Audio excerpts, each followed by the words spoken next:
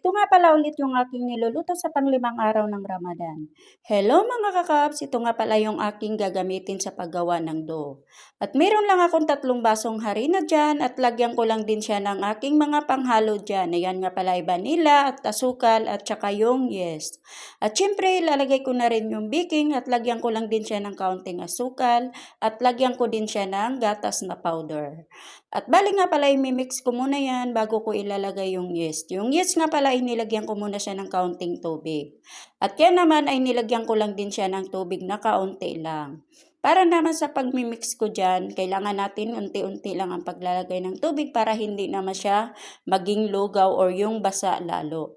Ayan nga pala yung aking nilagay lang dyan, paunti-unting tubig at lagyan ko lang din siya ng kaunting mantika para naman sa pagpapatubo. At syempre, takpan mo na yan para naman ay papahingain mo na yan kahit kalahating oras or 1 oras para naman ay masimula na yung ating pagluluto.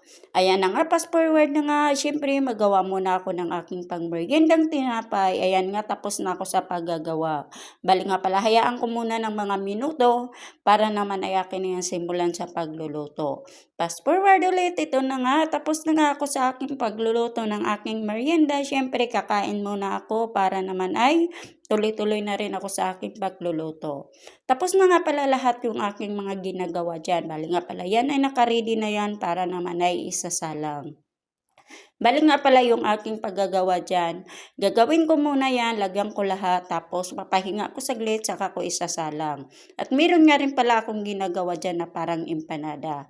At syempre, fast forward ulit, ito na nga, iluto na nga lahat, para naman ay akin na yan, ipe-prepare, para naman ay nakaready na yan lahat sa kanila. At meron din akong sweet dito para sa coffee nila at soap.